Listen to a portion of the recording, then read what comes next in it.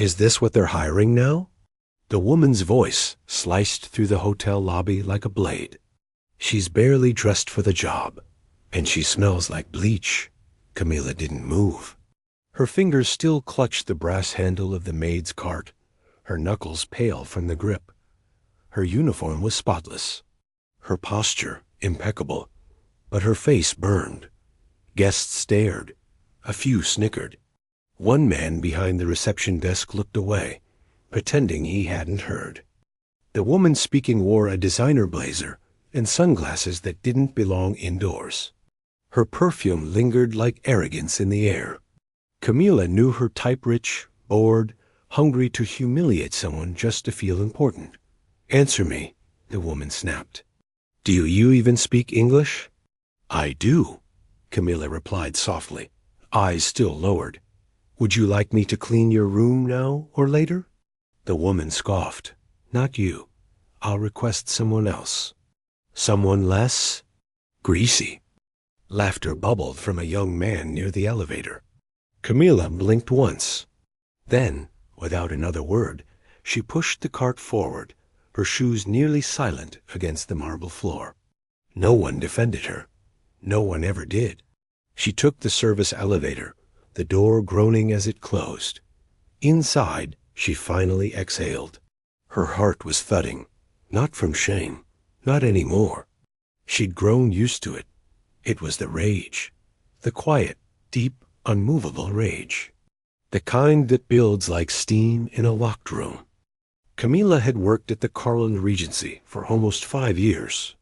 She knew every hallway, every broken pipe behind the walls, every secret conversation that passed through the thin air vents.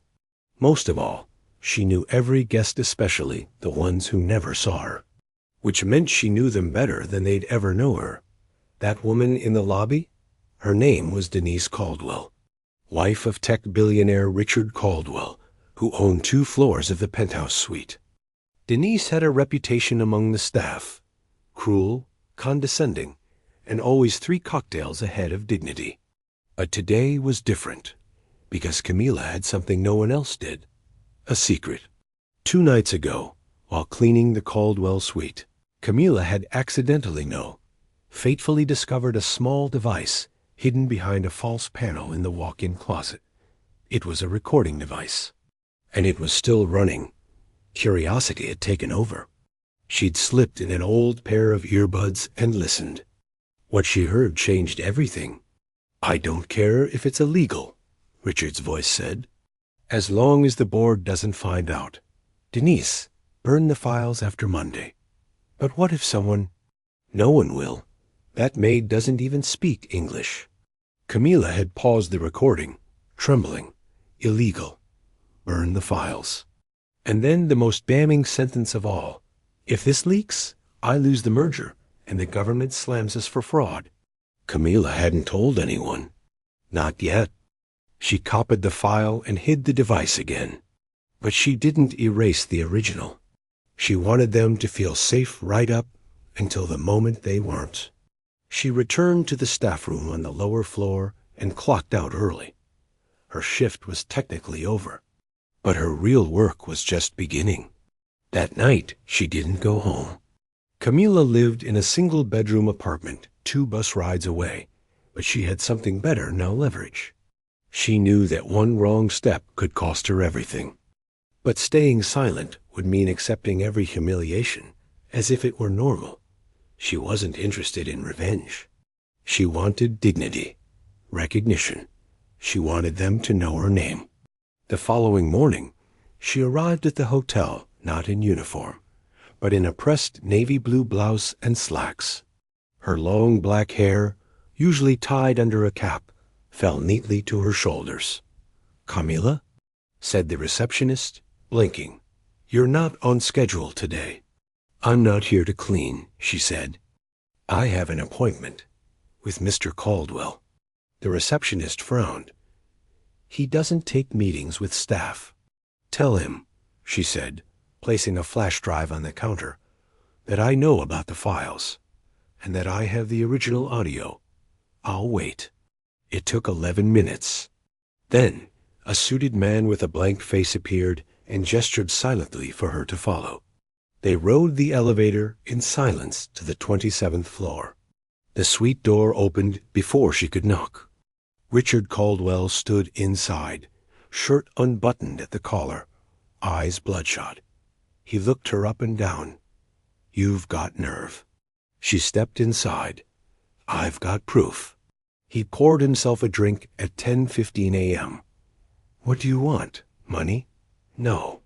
She sat down calmly on one of the cream leather chairs, ignoring how he flinched at the gesture.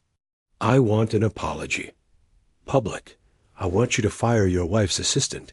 He's the one who tipped her off about my background." Richard's jaw tightened. "And," Camilla continued, "I want a letter from you, clearing me of all the false accusations she filed last year." He narrowed his eyes. "And if I don't?" She slid a second flash drive across the table. "Then this goes to your board. And to a journalist I trust. You'll lose your merger. Your company will sink.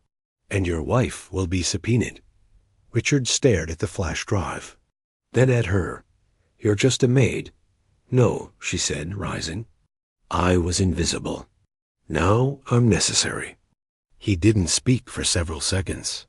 "Then you'll have the apology in 24 hours. The rest by tomorrow night." She walked to the door, turned once. "One more thing, Mr. Caldwell." "What?" "Next time you decide who matters in a room, look a little harder." Camilla left the penthouse with her head high and her heart pounding.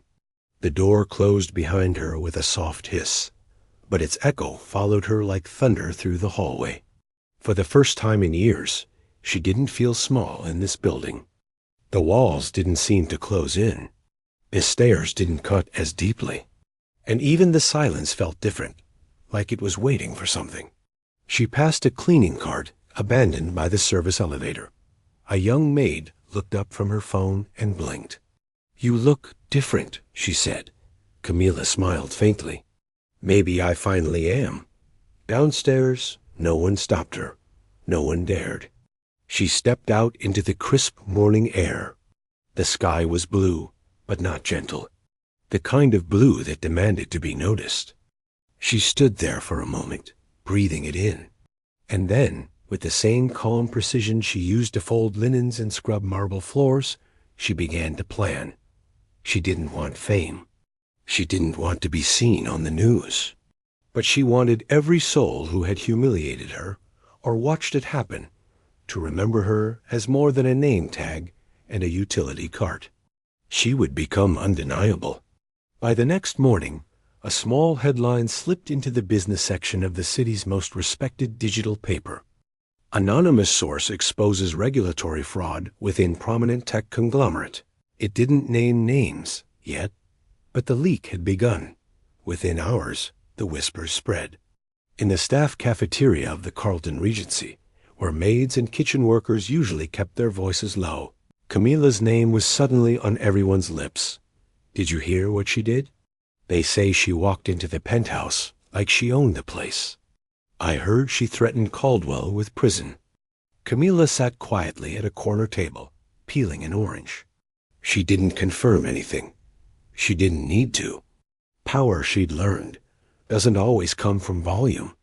Sometimes it comes from knowing exactly when not to speak.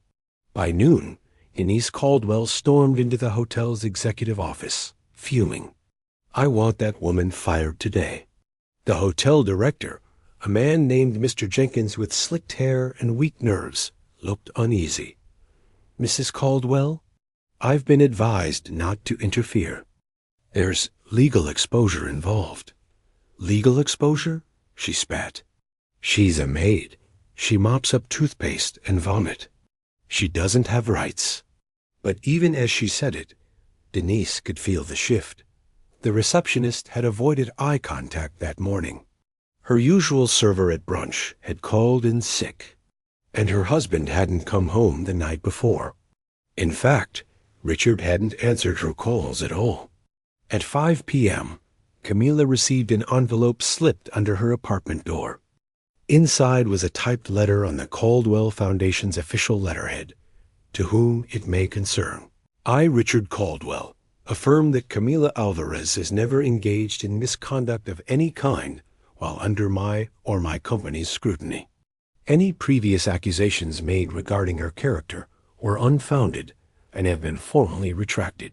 Furthermore, I wish to offer my public apology for any undue stress or harm caused by statements or actions made by myself or associates. Richard Caldwell. Attached was a $100,000 cashier's check. Camila held it in her hands, expression unreadable. She folded the letter, kept it. The check she burned. She didn't need their money. She needed to finish what she started. 3 days later, the story broke. Names, documents, audio snippets. All of it leaked anonymously to an investigative news podcast. The hosts didn't know who their source was, only that she had receipts, timelines, and voices. Richard Caldwell's empire began to crumble. He tried to get ahead of the fallout. He offered settlements, public remorse, a PR tour of false humility, but it was too late. The board forced him into early resignation. The merger collapsed. Regulators descended like vultures. And through it all, Camila watched from the shadows, not gloating, not laughing, just watching, because she still remembered the silence in the lobby, the laughter, the way no one looked her in the eye when she was being torn apart in public. And now they were all looking. It was a rainy Thursday when she returned to the hotel, dressed in the same navy blue blouse and slacks. No name tag, no apron. She walked through the front doors like any guest. The lobby fell silent. Denise Caldwell was standing near the bar, her makeup perfect, but her expression hollow. Her friends, the ones who once sneered at maids and bellhops, sat stiff and quiet. Camila didn't approach her.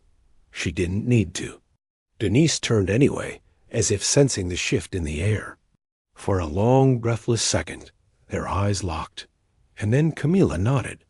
Just once. No words, no threat, no apology, just acknowledgement. That was the real power.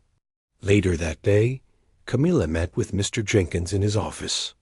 I wasn't sure if you'd ever come back, he said nervously. I'm not here for a job. He nodded quickly. Of course, I understand. She placed a file on his desk. Inside were photos of plumbing issues she'd documented over the years, wiring codes in violation, and security flaws no one had ever fixed. I'm offering you a deal, she said calmly. You promote 2 of the maids, Beatrice and Julia. Give them livable wages and benefits. You bring in real safety measures. And you stop letting your wealthiest guests mistreat your staff. He opened his mouth. Camila held up a hand. Or I go to the press with everything I know about how this place really runs. Mr. Jenkins swallowed hard. We'll make the changes. I promise. She stood, put it in writing. As she walked out, a younger maid passed her in the hallway and whispered, Thank you. Camila didn't turn. She just smiled. Camila didn't crave attention, but she couldn't ignore what had begun to grow. People started reaching out quietly, cautiously. An intern from a law firm left a message under her door. A dishwasher from another hotel whispered to her at a bus stop. A night security guard slipped her a USB drive. They all had stories. Stories of humiliation, of threats, of being fired for speaking up, of being invisible until they made a mistake and suddenly punished as if they were meant to fail. Camila listened. She didn't post anything, didn't share anything online, but she started to record every name, every incident. She kept her files organized, encrypted, and safe. Her tiny apartment became a quiet archive of corporate shame. And still, she lived her life like always. She shopped at the same market, took the same bus, said good morning to the old woman at the corner bakery. But inside her, something had changed. She no longer moved to avoid being seen. She stood where she belonged. 1 week later, she received a letter, handwritten, from Richard Caldwell. Camilla, I don't expect forgiveness. I'm not sure I even deserve to be heard. But I want you to know that I'm trying. I stepped down from every board. I've started funding shelters for undocumented workers. It's not redemption. It's a beginning. You taught me that being powerful doesn't mean being untouchable. It means being responsible. I was never responsible until you made me see. There was no money in the envelope, no offer, only words. Camilla read it twice. Then she tucked it in the back of a drawer. She didn't forgive him. But maybe, just maybe, she could believe that even stone could soften under the right pressure. Days turned into weeks. The hotel shifted. Mr. Jenkins issued new protocols. Guest complaints against staff would now be reviewed by an external committee. Wages went up by 12%. A nurse was added to the overnight shift. And Camilla? She didn't ask for a title, but she became something like a myth among the workers. The maid who made the billionaire fall. The ghost with the golden recording. Justice with a mop. She laughed the first time she heard the last one, but she didn't correct it. If her silence once made her invisible, now it made her uncheckable. Then, one night, she saw him again. At a charity gala hosted by the city's Immigrant Defense Network, Camilla had been invited as a guest of honor. Her name wasn't on the flyer, but the organizers knew who she was. She wore a simple black dress, her hair pulled back. No makeup, no jewelry. She didn't need decoration. She was the moment.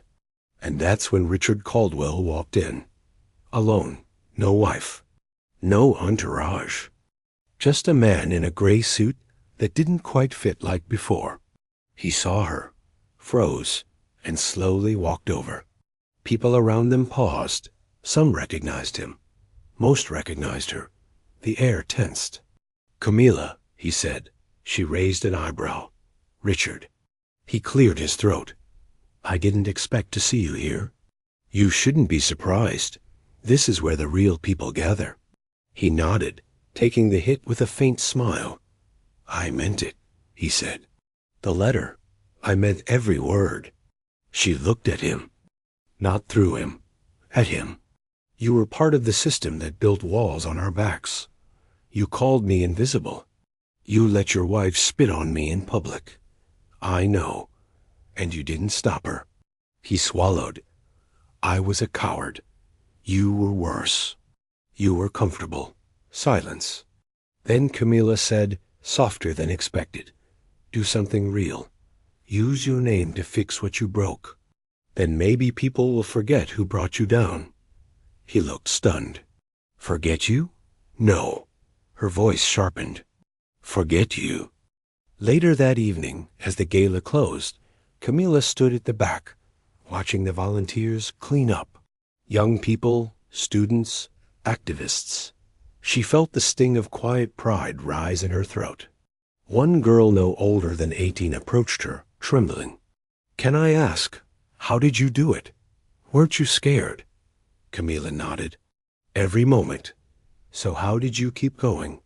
She looked the girl in the eyes, because no one was supposed to see me. And that's why I had to speak. In the months that followed, change came slowly, but it came. Camilla co-founded a nonprofit legal resource hub for low-wage workers, partnering with anonymous donors and former staff who'd been silenced. She didn't give interviews. She didn't show her face in campaigns. She wanted the work to matter more than the myth. But stories of her spread anyway. She was seen in courtrooms, guiding women through language barriers. She was spotted leaving hearings where corrupt managers were finally prosecuted. And always, she left the room before applause. 1 year to the day after her confrontation with Richard Caldwell, Camilla returned to the Carlton Regency. She entered as a guest, not to reclaim anything, not to prove anything, just to walk the floors without fear. An elderly bellhop greeted her at the entrance, squinting. Then he smiled. I remember you, he said. You're the one they all tried to forget. She smiled back. Then I guess I did it right. Camila took the elevator to the top floor, this time not the service one.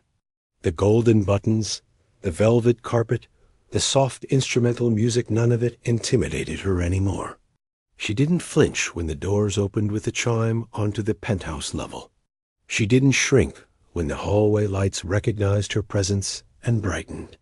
She walked down the same corridor where she'd once been asked if she even spoke English. Now no one dared ask. Outside the door of the Caldwell suite, she paused. Not to knock, not to enter, just to look. She didn't need to be inside anymore. She didn't need to prove she belonged. The silence acknowledged her. She turned and walked back to the elevator. Later that night, she sat on her apartment balcony, sipping tea from a chipped mug. The city lights blinked like distant truths, flickering, soft, but present. A breeze stirred the edges of the newspaper on her table. One headline caught her eye. Worker-led network pushes for national labor protections after high-profile whistleblower case. She read it with quiet satisfaction. No mention of her name. But she didn't need credit. She needed impact. Her phone buzzed. A message from Beatrice. Julia got promoted, she cried. I think we all cried. Thank you. Camila smiled, typing back only 2 words. Keep going. Then she locked the screen and leaned back, letting the night embrace her. The next day, an envelope arrived in her mailbox. No stamp. Just a name written in pen. Ana Vega. She opened it carefully. Inside was a photo. A grainy still from an old security camera. In it, Camila, just 19, barely hired, stood in the background of a hotel corridor. A man in a suit was shouting at someone off camera. Camila looked afraid, small, almost fading into the wall. But someone had circled her face in ink and written one line. You didn't disappear. I saw you. No return address. No explanation, just that. Camila stared at the photo, heart full. Somewhere, someone else had once seen what no one else had. That truth alone made her feel less alone in the memory of those long, quiet years. By summer, the nonprofit had grown. They called it the Invisible Thread. Its mission, to pull on the quiet truths no one wanted to see. Camila still refused to be the face of it.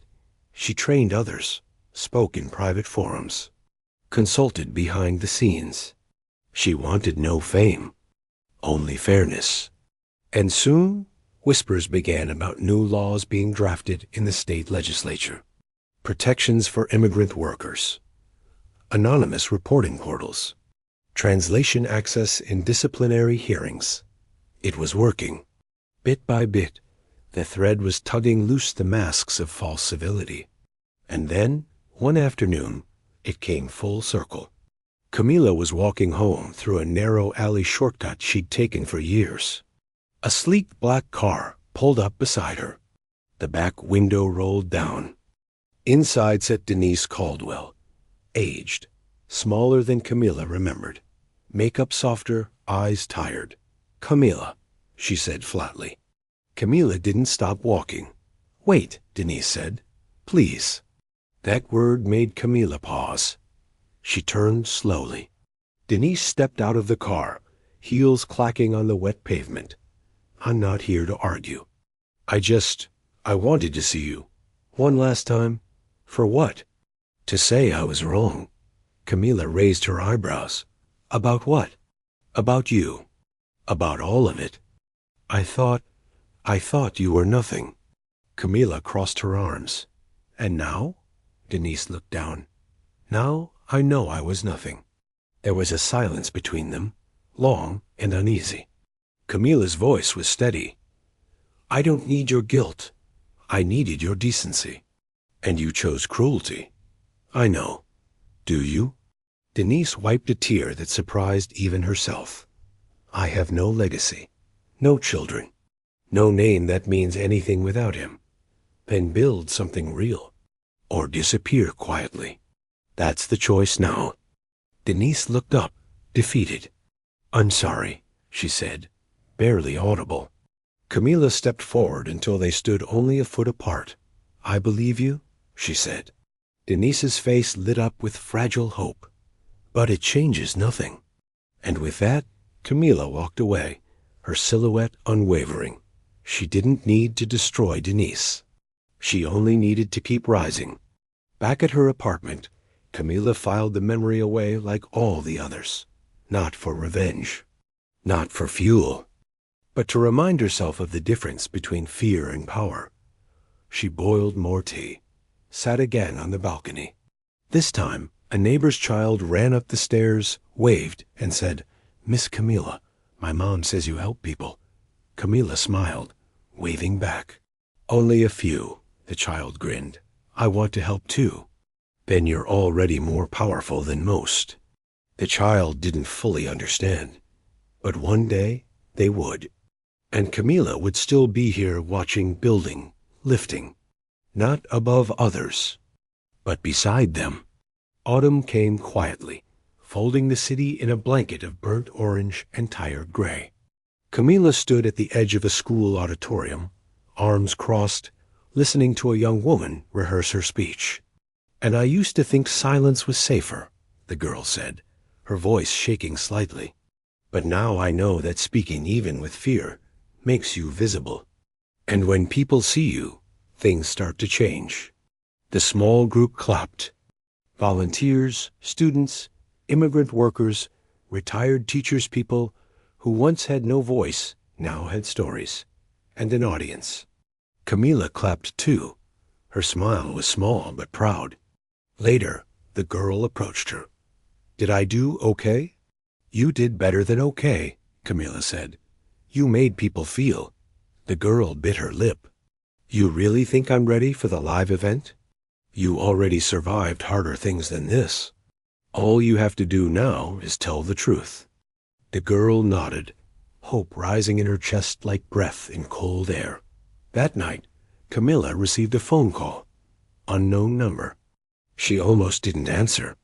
But something instinct, intuition, fate made her press accept. Miss Alvarez? Yes, this is Alicia Thomas. I'm a producer with National Public Radio. I've followed your work. We're doing a feature on women who reshape systems from the margins. We'd like to interview you. Camilla was quiet for a moment. Then, I don't usually speak on record. I know, Alicia said. That's why it matters more when you do. Camilla didn't say yes, but she didn't hang up either. And sometimes, that's the beginning of something bigger than a reply. A few weeks later, she sat in a small studio, headphones over her ears, mic in front of her, breathing slow and deep. She didn't give them everything, but she gave them enough. She told the story of how people looked through her, how some only saw the uniform, the accent, the less than. She told them about the silence in lobbies and elevators, and the screams she swallowed in restrooms between shifts. But then she spoke of change, of Julia and Beatrice, of the little girl on her stairwell, of the night someone told her, I saw you. And the final line of the interview, Camilla said in a voice calm and quiet, the most powerful moment of my life wasn't when I brought a billionaire down. It was when I realized I didn't need to become him to matter. The episode aired on a Sunday evening. It wasn't viral. It wasn't explosive, but it found the right ears. A city councilwoman referenced it in a public meeting. A hotel worker in Kansas printed out the transcript and passed it to her manager. An old man in Florida wrote to the station. I listened twice. She reminded me of my mother. And somewhere far from microphones and marble lobbies, a young boy watched his mother come home late from a cleaning shift. She looked tired, but she hugged him with strength in her arms. That night, he told her, I'm gonna be like you. Because now, like you, meant something strong. Months later, Camilla sat on the same balcony where so much had begun. A friend brought over coffee. Another helped paint her living room. Julia came by with her newborn, wrapped in a blue blanket. They didn't talk about the past. They talked about what's next. And that was the miracle, that they had a next. As dusk painted the sky, Julia turned to Camilla and said, "You know, if you ever wanted to leave the city, there are places that need what you built, places with people like us." Still in the dark, Camilla looked out over the skyline. "I don't need the whole world," she said. "I just need one room at a time. One silence broken, one voice risen." "Still," Julia smiled, "we could use your fire somewhere else." Camilla sipped her coffee. "Let me rest a little longer. Then we'll light another match." 1 year later, in a different city, a hotel staffer barely 22 walked out of a disciplinary hearing with trembling hands. She'd been accused of theft by a guest who lied. Her manager had sided with the guest until the girl showed him a recording and the phone number of someone who could help. The call was short. Camilla never said her name, just gave the right words, the right file, the right confidence. The girl kept her job. The guest was banned. And by that night, 10 more employees had signed a letter of solidarity. No one saw Camilla, but her voice echoed in every corner of that building.